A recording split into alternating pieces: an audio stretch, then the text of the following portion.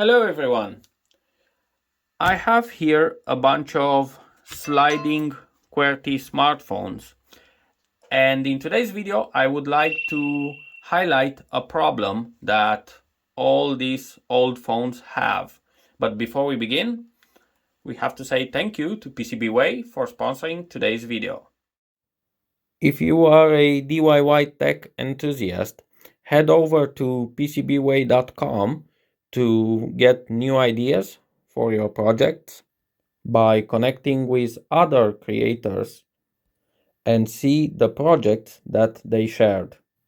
In this section, you can see the projects that they made and download the design file that they've shared. Do check them out, link in the description below.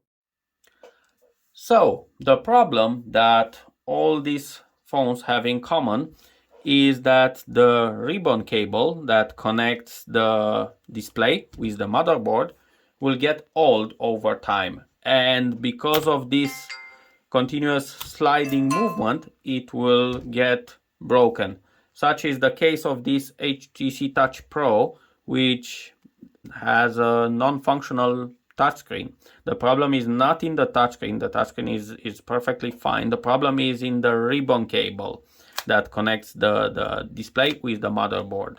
So in order to prevent this thing from happening on this HTC Titan 2, which is perfectly functional, I would like to turn it into a portable gaming console with a very simple design. As you saw in my previous videos, usually when I make a portable gaming console out of a smartphone, I remap the buttons and I rewire the buttons and I resolder new buttons and create something different.